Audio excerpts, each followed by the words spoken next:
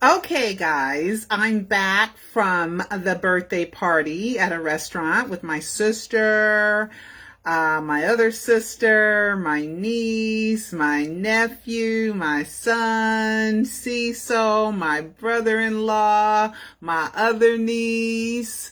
Who else came? And my daughter. It was a nice birthday dinner. I wasn't clear about something that I talked about earlier, so this is where I'm going to be clear. I was talking about after Prince was born and Debbie was trying to get pregnant with Paris, but you got to remember, Debbie and Michael weren't having sex, so it's not like, they were having sex and accidentally get pregnant. She was out there doing whatever she needed to do with doctors to get pregnant, okay? Artificially inseminated, getting, whatever she had to do. That's what she was doing, okay?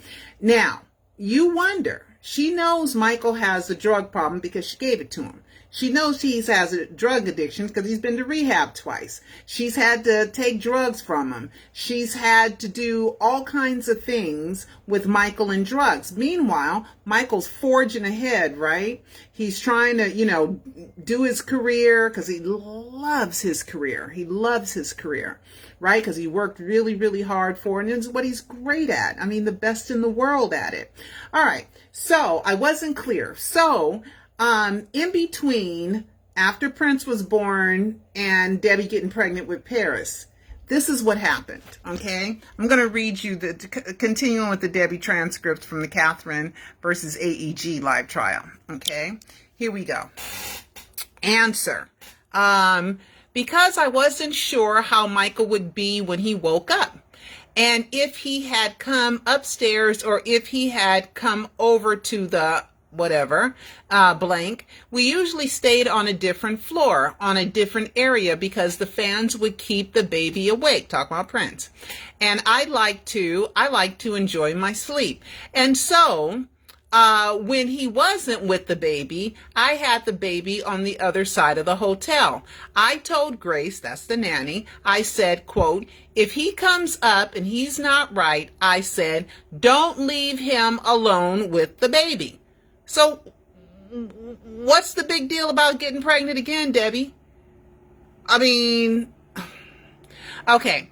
Question, and did you explain to Grace what was being done? Answer, I'm going to tell you what was being done after I read this. Answer, I said that he had medication for sleep. Question, did you tell her what it was? Answer, Grace wouldn't. Question, wouldn't know? Answer, she wouldn't know the difference. I guess Grace is supposed to be stupid, right? Answer, and is there anyone else you discussed this with ever?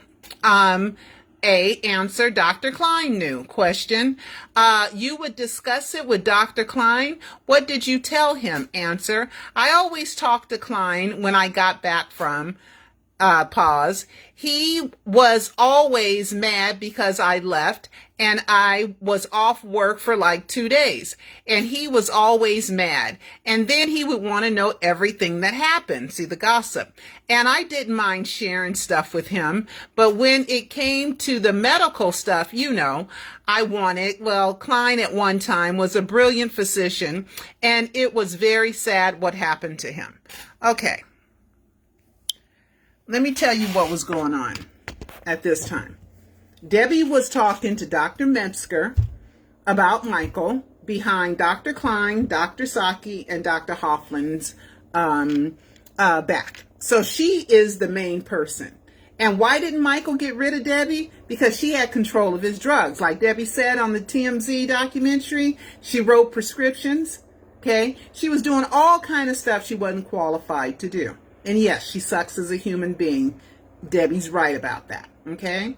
Well, what was happening at this point was 2 German doctors were coming in because Michael was in Munich in Germany, and he was on History or Dangerous tour. I think it was the History tour, the latter one, or the Dangerous. I don't know, one of the two, because she can't keep it straight either, right? Which tour it was. And it was anesthesiologists, And she said Dr. Metzger approved it. I often wonder, because through this whole testimony, she's kissing Dr. Metzger's butt. I mean, to the point of, girl, what's up with that? You know? She says Dr. Metzger agreed to give Michael Diprivan, aka Propofol, to let him sleep, because he couldn't sleep between tours. He couldn't sleep. Okay? So these anesthesiologists come in with all this equipment and everything, and they put Michael under. They put Michael under. Not once, but twice. And then she's going to say, well, I wasn't going to let him do it a third time, doggone it. We're just going to do it just that twice. Right? Can you imagine? And you trying to get pregnant, you going to a fertility doctor, and you trying your damnedest to get pregnant, and you know the problems that he has, and you know you don't want to be a mother, and that you're going to leave these children with him after you addicted him to drugs, addicted him to powerful, powerful, powerful drugs that any human being would have gotten addicted to. So now you wonder why she's crying? Because she did some bad, bad stuff. And believe me, she ain't told it all. She ain't told it all. Okay? So I just wanted to clarify that that's what was going on. Okay? And that was brought up. And then you find out that Dr. Metzger wasn't even in Munich. He was in on the phone. And she was the one running things.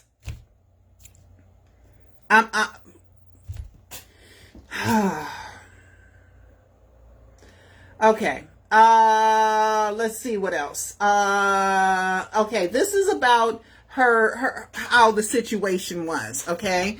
How she was with the kids. Okay. It says, kind of, this is the end of a question, kind of like went into his office and talked, and everybody agreed that it was a little too much to have Diprivan to sleep. Yeah, a bit much, okay? And did you ever discuss it again with Mr. Jackson after that incident? I don't think so. This is the rest of that one. And a time came, you mentioned that, and Mr. Jackson, and you and Mr. Jackson were divorced, correct? Yes, and that was in 1999, yes. Prior to his passing, he didn't pass, when was the last time you had seen him? I think Paris was 4. Oh, I went over this. So it must have been, excuse me. So it must have been around, God, I hate math, 2003. And when did Mr. Jackson pass? Eventually it came out that he had died of an overdose of Propofol. Did you learn that? Okay, I think I went over that one. Okay. Debbie Rowe ain't right. Debbie Rowe, she's right. She's a horrible human being. This is some bad stuff. Okay, and this is just, you might catch more stuff if you read it. I didn't catch everything. Okay, and I didn't want to catch everything because it was so hard for me to listen to this and to read this again and relive this again. Okay, because it hurt me that that Michael had to go through all this stuff. Michael was phobic of needles. Did I read that part? Let me see if I read that. Okay, let's see. Okay. Question. Both you and Mr. Jackson like Dr. Metzger, correct? Amazing. See, she's just fawning over him. He got something on her. Okay, question. And he later became Mr. Jackson's general practitioner, correct? Yes. And he was his best man at our wedding. Dr. Metzger went to the wedding in Australia. Okay. And I got a law for that. Okay. Hold on. Don't let me forget.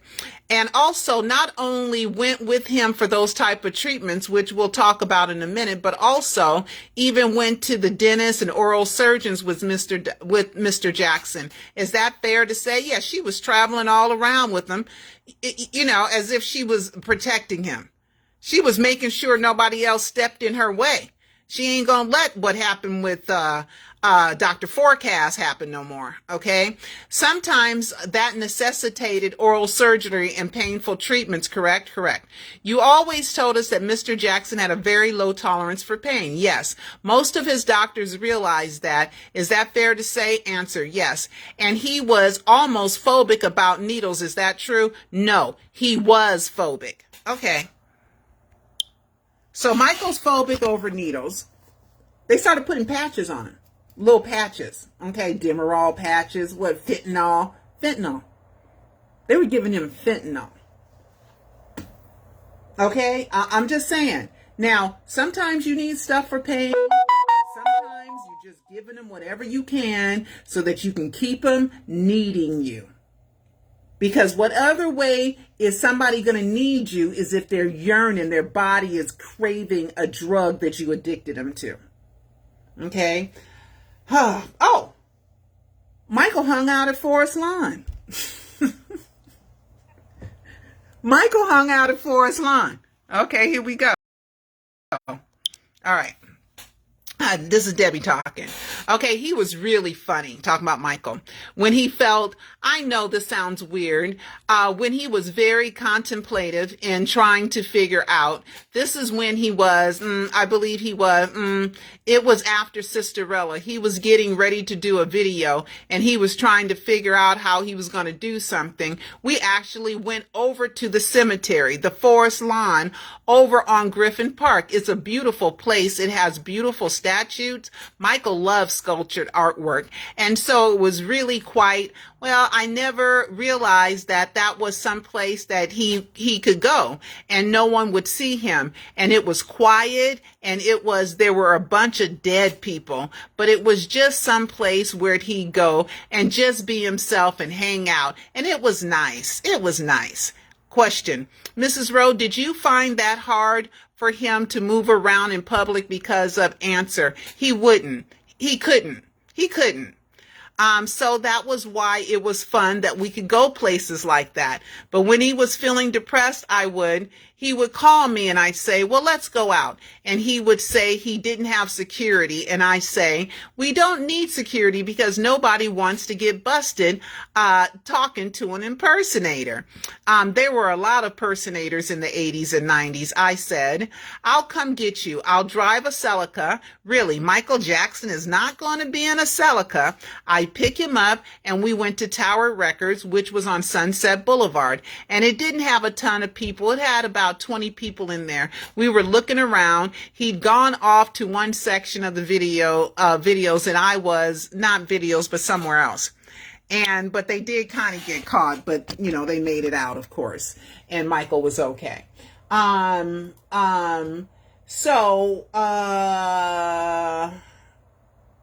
Here we go. No Demerol in the dead body. All that Demerol. Remember, they got the hair sample. Demerol can stay in hair for 90 days, right? They got the hair sample within 45 days, okay? And never got the results of that, okay? So here we go. Question, and did you think back to the time in Germany when you heard it? Germany, that's where she gave him the Propofol. She said it was doctors came and gave him Propofol so that he could sleep. Diprovan is what she called it, but they're both the same thing. Answer, no, actually, I called Dr. Klein and I said, what did you give him? Did you kill him? And this was the time that the death announcement came. Why did you do that? A, because TMZ had shown, and then Ms. Chang says, objection, Your Honor, I think it's irrelevant. And because there was no Demerol in his system. Now, this is 2013. They still ain't found the Demerol or tested the hair. 2013. This is the lawyer objecting to the line of questioning about Demerol. Objection, Your Honor. I think it's irrelevant. And because there was no Demerol in his system, as we heard from the coroner and the medical examiner. You hear me? No Demerol in the system, as we heard from the coroner and the medical examiner. I showed you guys the bill, Dr. Murray, Dr. Klein bill. They gave it to him on the 22nd. 90 days, they gave him 51 shots. And on the TMZ, they said it's probably double that. Okay, and he'd been taking Demerol for years. He even did the damn song, Demerol. Oh my God, he's taking Demerol.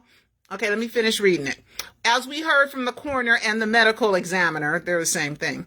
And what she thought at the time, she had not seen him in that time period. And if she called him about why did you kill him? And he wants to bring out pure speculation, lack of foundation. And it's Mr. Panish wants me to say it's TMZ and it is Judge Sustained. Mr. Putman, that's AEG's attorney.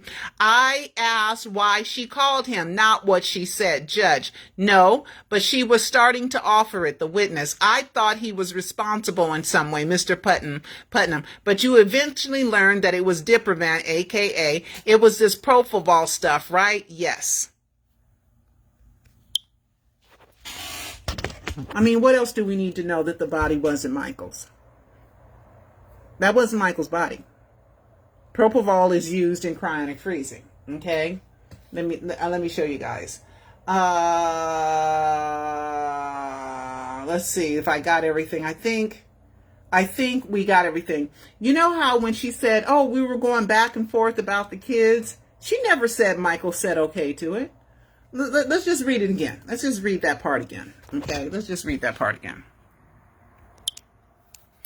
Question, and in fact, because he wanted children after his divorce from Lisa Marie Presley, did you offer to have children for him? And she says, I was trying. He was devastated after the divorce. Yeah, right. I was trying to help him feel better about it or try to figure out what happened. When Michael don't want to lie or Michael doesn't want to say anything, he just won't say nothing at all. It'll be like pulling teeth talking to him. I said, what's this thing that makes you the saddest? He said, I never had any children. Have her say it. And I said, well, that doesn't have to keep you from being a father. I said, you can be a father. I said, let me have a baby with you. You can have the joy of being a parent. Do you remember, in fact, did you agree to have children with him? Answer, it took him a couple of weeks going back and forth thinking about it. Then we talked about it and then ...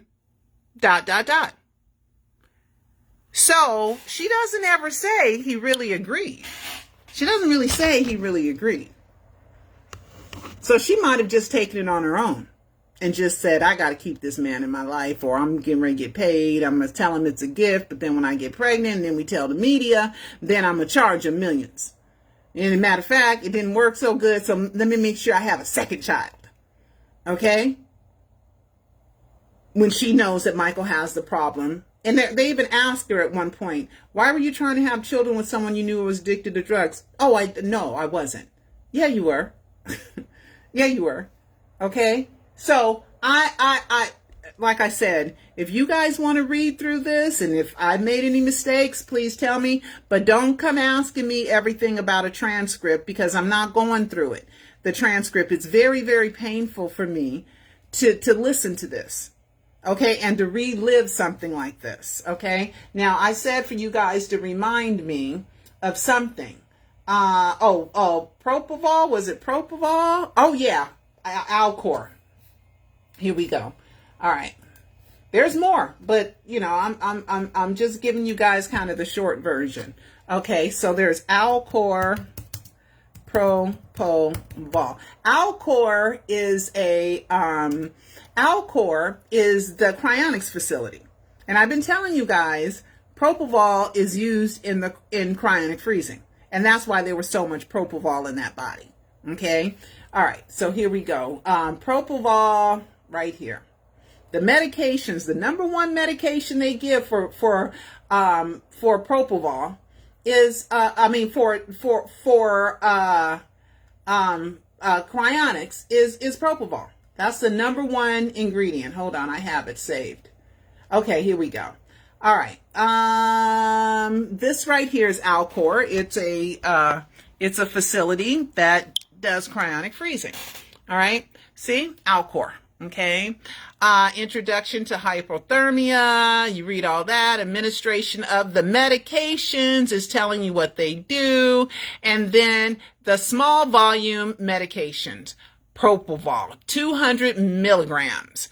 Propofol is a general anesthetic and is used for two reasons. The first reason is to reduce metabolism of the brain and to reduce oxygen and glucose requirements. And the second reason is to prevent a theoretical possibility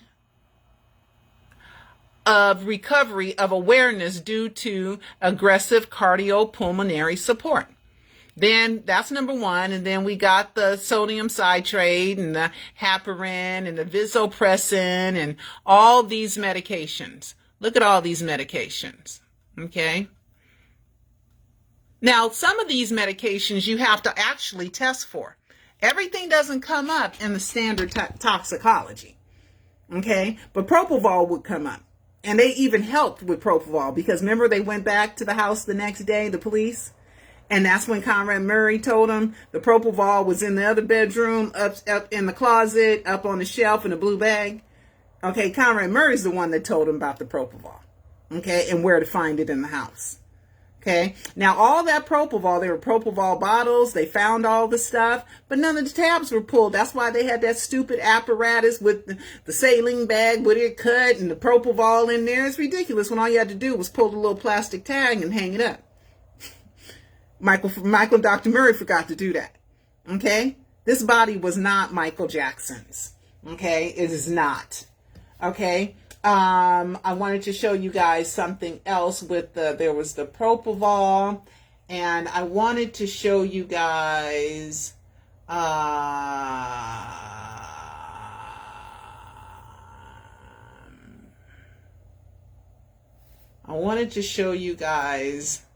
some more stuff.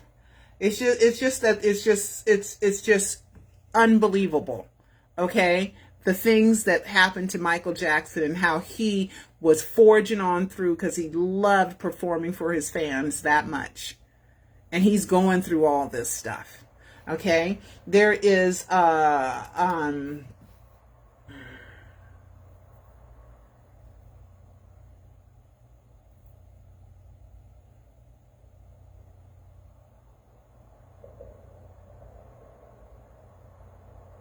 I'm sorry, guys. I'm trying to pull some stuff up for you.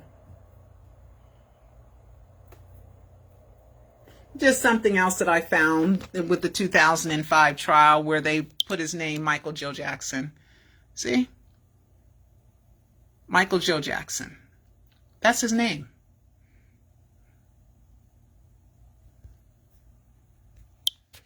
All right. I think that's about it for now. With I'm trying to see if I've went over everything that I wanted to go over with you guys. Oh, the flumanzenil. It's the antidote for propofol intoxication as well as benzodiazepines. And you'll see that benzodiazepines was on there. So was propofol and so is flumanzenil. Here it is here. The effects of flumanzenil on recovery from anesthesia and the biospectral index after something fentanyl. General anesthesia is unpremedicated patients. And here it is right here. It's the antidote. See the propofol? Right here. Okay. Flumanzenil has been reported to expedite recovery from propofol.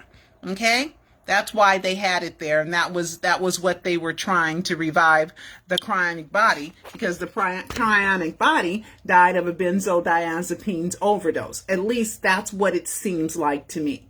All right, I'm not a medical doctor, but I am trying to learn, and I've learned so much stuff. It's unbelievable how much stuff I've learned.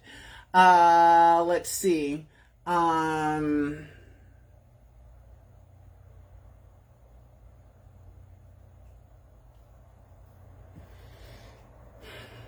just going to look up just a couple of more things and then I'm going to go, guys. Okay.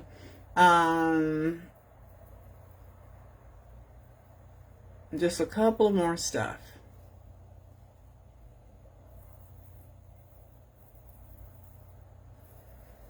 Couple of more things. Ooh, you didn't hear my fan, huh? Now I'm sweating. All right.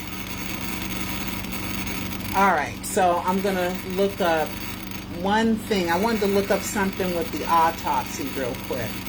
And I'm pretty sure I'm okay with that. Marriage laws. That's what I wanted to go over in Australia. Marriage. California marriage law. Here it is. Okay. Okay. This is marriages. This is what you have to do if you get married out of the country. California law. Okay. California marriage license registration and ceremony information. Okay. This is from one of the departments. California marriage license registration and ceremony information. Welcome to the State of California Department of Public Health's webpage. This is the official page. This web page will give you general information about the requirements for the issuance of registration of public and confidential marriage licenses in California, as well as answer many frequently asked questions pertaining to marriage licenses and ceremonies in California. Okay. Before I read this, in order for, and I think I have this saved too, but I don't want to forget. In order to have a confidential marriage, you have to already be living with the person. And Debbie and Michael never lived together. So that aces out the confidential marriage thing. All right, here we go. A couple comes into, this is one of their frequently asked questions. A couple comes into the recorder's office and presents their marriage certificate issued in a foreign country, aka Dominican Republic with Lisa Marie, aka Australia with Debbie. They want the recorder's office to record their foreign marriage certificate in California, because you got to let them know you're married. It's a contract. Can their marriage be recorded in California? Answer: no. A foreign marriage certificate cannot be recorded in California. If the couple needs to establish a record of the marriage in California, they can file a petition in Superior Court to establish a court order delayed certificate of marriage. Now you want to know why Michael did the marriages outside of the country, no family members there whatsoever. You got to be smart. Mike, there's a life Michael lived for the public, and I get that. He's a famous guy. He's different than the rest of us. He led a different life. Okay? There's some issues. There's some serious legal issues that got to be handled because, all right, I'm just telling you guys. All right, so here we go. Confidential marriage certificate. Okay? Let me do Control F. And confident. Okay, that's not. Why is that saying it's not here? I'm looking at the word right here. I don't know. Sometimes my Control F don't work. Okay, so if I didn't see the keloid and you looked at the autopsy and you see the word keloid, just let me know. Please let me know. Okay, I didn't see it, but hey, I didn't do a fine-tooth comb either. Okay, so anyway, this is about confidential marriages, right? The registration of public and confidential marriages in California is a local and state function. The California Family Code provides for a continuous and permanent marriage registration system. Blah, blah. Laws. Okay, let's see. Okay. The county clerk issues public and private confidential marriage licenses. Where is it?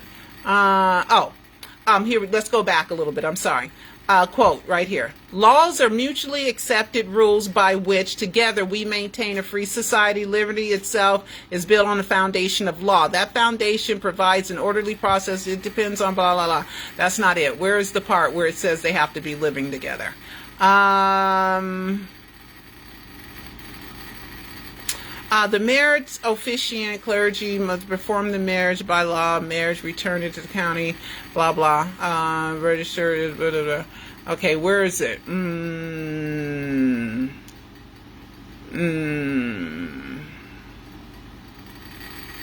Okay. I have another page saved, so maybe that's not the page that says it. Let's see.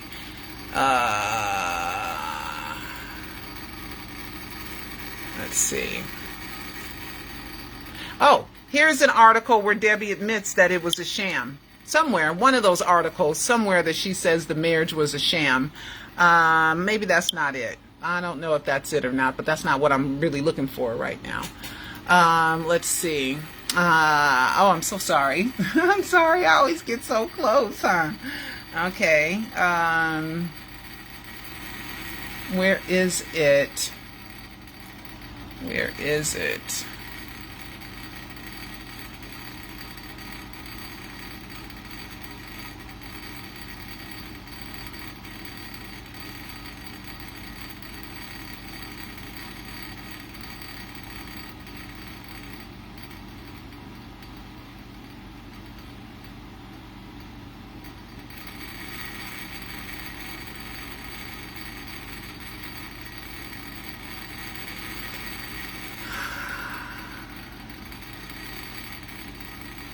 Oh, here, let me let you guys just kind of look at it with me. I'm sorry. I'm sorry.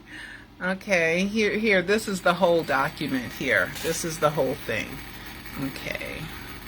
It's somewhere here that they have to be living together.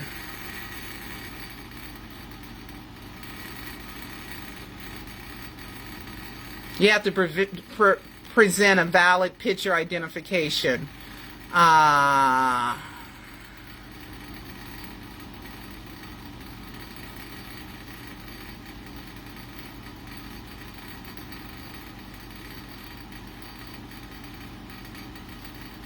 There's rules.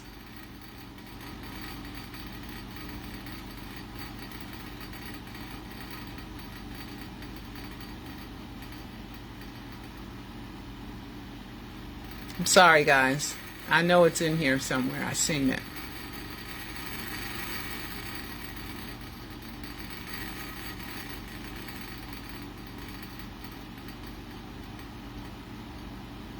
Oh, here it is. Confidential marriage license. I knew I found it.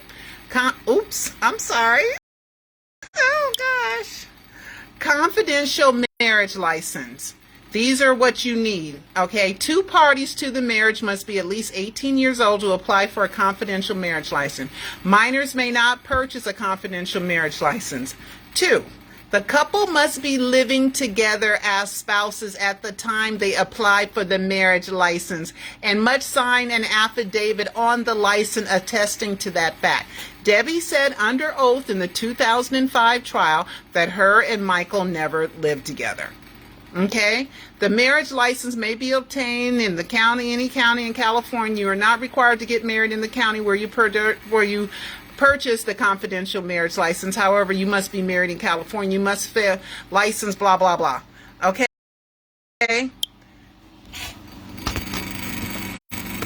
You have to know laws. Okay? You have to study the actual law. You can't assume. I don't like that Quora website, Quora, where you asking opinions and you looking for anybody to give you the answer. I don't like them. I don't like them. Okay? So there's a lot of issues that are going on. And Debbie Rowe right now is feeling, you know, like she should be feeling. I think she deserves jail time myself by doing doctor duties, writing prescriptions, giving people injections, not sure if she's certified, not sure what EMT school she went to, was not a nurse of any kind, and telling Michael she the best at what she do when she's a back office clerk. And then the media lets Debbie get away with all this stuff to where she's just like, you know what, y'all ain't holding me account, so I'm gonna hold my own self account. I'm a POS. And I'm a terrible human being, and I'm just done. I'm just done. And I just feel so bad for Michael, and I hope you guys have some love for Michael too, because he didn't deserve this type of treatment. Okay. So anyway, guys, that's it for now. I'm out of here. So I will talk to you guys next time. Bye bye.